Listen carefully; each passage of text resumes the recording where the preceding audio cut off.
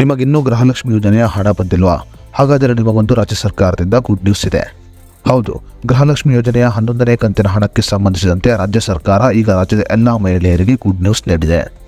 ಕರ್ನಾಟಕ ರಾಜ್ಯ ಸರ್ಕಾರ ಈ ಜಿಲ್ಲೆಯ ಮಹಿಳೆಯರಿಗೆ ಗೃಹಲಕ್ಷ್ಮಿ ಯೋಜನೆಯ 11ನೇ ಕಂತಿನ ಹಣವನ್ನು ಬಿಡುಗಡೆ ಮಾಡಿದೆ.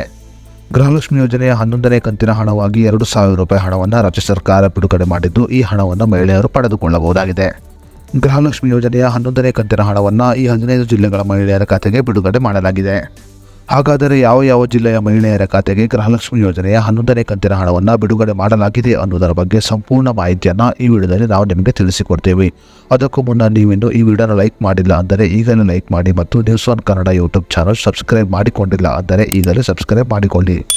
ರಾಜ್ಯ ಸರ್ಕಾರ ಗೃಹಲಕ್ಷ್ಮಿ ಯೋಜನೆಯ 11ನೇ ಕಂತಿನ ಹಣವನ್ನು ಜೂನ್ 20ನೇ ತಾರೀಕಿಗೆ ಬಿಡುಗಡೆ ಮಾಡಿದೆ.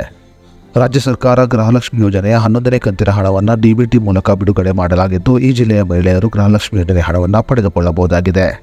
ಹೌದು, ರಾಜ್ಯ ಸರ್ಕಾರ ಗೃಹಲಕ್ಷ್ಮಿ ಯೋಜನೆಯ 11ನೇ ಕಂತಿನ ಹಣವನ್ನು ಬೆಂಗಳೂರು, ಚಿಕ್ಕೋಡಿ, ಬೆಳಗಾವಿ, ಬಾಗಲಕೋಟೆ, ಬಿಜಾಪುರ, ಗುಲಬರ್ಗ, ಕೋಲಾರ, ಉಡುಪಿ ಮತ್ತು ಚಿಕ್ಕಬಳ್ಳಾಪುರ ಜಿಲ್ಲೆಯ ಮಹಿಳೆಯರ ಖಾತೆಗೆ ಬಿಡುಗಡೆ ಮಾಡಿದೆ.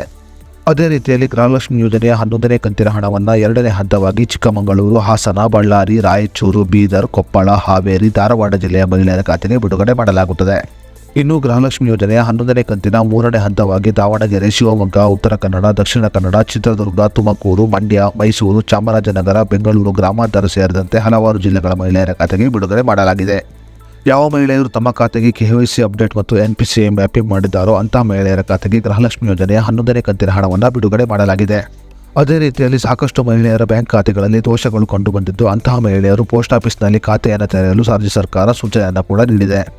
ಇಲ್ಲಿ ತನಕ ಗೃಹಲಕ್ಷ್ಮಿ ಯೋಜನೆಯ ಹಣವನ್ನು ಪಡೆಯದ ಮಹಿಳೆಯರು ಪೋಸ್ಟ್ ಆಫೀಸ್ನಲ್ಲಿ ಖಾತೆಯನ್ನು ತೆರೆಯುವುದರ ಮೂಲಕ ಮತ್ತೊಮ್ಮೆ ಗೃಹಲಕ್ಷ್ಮಿ ಯೋಜನೆಗೆ ಅರ್ಜಿಯನ್ನು ಸಲ್ಲಿಸಿ ಗೃಹಲಕ್ಷ್ಮಿ ಯೋಜನೆಯ ಹಣವನ್ನು ಪಡೆದುಕೊಳ್ಳಬಹುದಾಗಿದೆ. ಅದೇ ರೀತಿಯಲ್ಲಿ ಗೃಹಲಕ್ಷ್ಮಿ ಯೋಜನೆಯ 11ನೇ ಕಂತಿನ ಹಣವನ್ನು ಈಗ ಬಿಡುಗಡೆ ಮಾಡಲಾಗಿದ್ದು, 12ನೇ ಕಂತಿನ ಹಣ ಬಾಕಿ ಉಳಿದುಕೊಂಡಿದೆ. ಅದೇ ರೀತಿಯಲ್ಲಿ ಗೃಹಲಕ್ಷ್ಮಿ ಯೋಜನೆಯ 12ನೇ ಕಂತಿನ ಹಣಕ್ಕೂ ಸಂಬಂಧಿಸಿದಂತೆ ರಾಜ್ಯ ಸರ್ಕಾರ ಇನ್ನೊಂದು ಆದೇಶವನ್ನು ಹೊರಡಿಸಿದೆ. ಹೌದು, ಜುಲೈ ತಿಂಗಳ ಮೊದಲ ವಾರದಲ್ಲಿ ಅಥವಾ 2ನೇ ವಾರದಲ್ಲಿ ಗೃಹಲಕ್ಷ್ಮಿ ಯೋಜನೆಯ 12ನೇ ಕಂತಿನ ಹಣ ಮಹಿಳೆಯರ ಖಾತೆಗೆ ಬಿಡುಗಡೆ ಮಾಡಲು ರಾಜ್ಯ ಸರ್ಕಾರ ತೀರ್ಮಾನವನ್ನು ಮಾಡಿದೆ. ಜುಲೈ ತಿಂಗಳಲ್ಲಿ ಗೃಹಲಕ್ಷ್ಮಿ ಯೋಜನೆಯ 12 ಮತ್ತು 13ನೇ ಕಂತಿನ ಹಣ ಬಿಡುಗಡೆ ಮಾಡಲಾಗುತ್ತದೆ. ಜುಲೈ ತಿಂಗಳ ಮೊದಲ ವಾರದಲ್ಲಿ ಅಥವಾ 2ನೇ ವಾರದಲ್ಲಿ ಗೃಹಲಕ್ಷ್ಮಿ ಯೋಜನೆಯ 12ನೇ ಕಂತಿನ ಹಣವನ್ನು ಬಿಡುಗಡೆ ಮಾಡಲಾಗುತ್ತದೆ.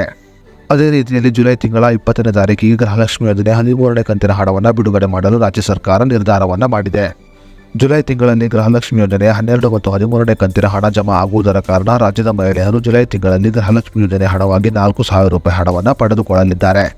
ಈ ಮೂಲಕ ಗೃಹಲಕ್ಷ್ಮಿ ಯೋಜನೆ ಹಣಕ್ಕಾಗಿ ಕಾಯುತ್ತಿರುವ ರಾಜ್ಯದ ಎಲ್ಲ ಮಹಿಳೆಯರಿಗೆ ರಾಜ್ಯ ಸರ್ಕಾರ ಬಂಪರ್ ಗುಡ್ ನ್ಯೂಸ್ ನೀಡಿದೆ ಅಂತಾನೆ ಹೇಳಬಹುದು.